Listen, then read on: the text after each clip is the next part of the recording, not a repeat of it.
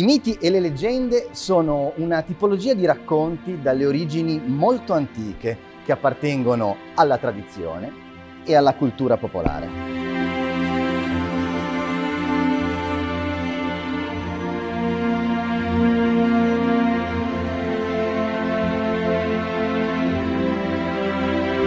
La narrazione arricchita di dettagli mistici e meravigliosi si fonde magicamente alla realtà e il risultato è un fatto leggendario.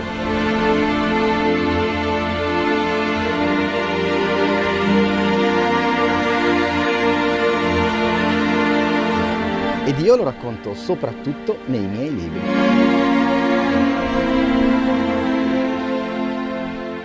Conservano il fascino della spiegazione, basata su uno dei nostri più grandi poteri, l'immaginazione.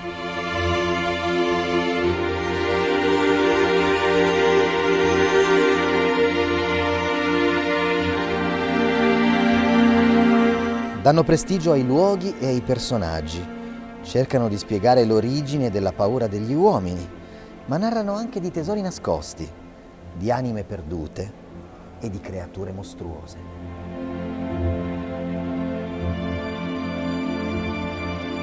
Ho percorso sentieri impervi, ho attraversato ponti pericolanti, ho visitato grotte, torri, caverne.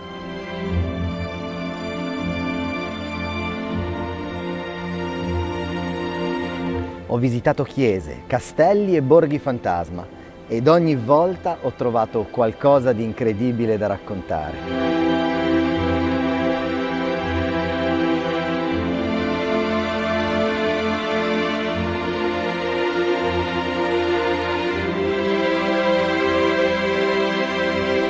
Mi chiamo Dario Rigliaco, per molti Dario il leggendario, e il mio percorso scosceso e incantato continua e riparte proprio dalla mia terra. Noi ci rivediamo presto. L'avventura con Erga prosegue.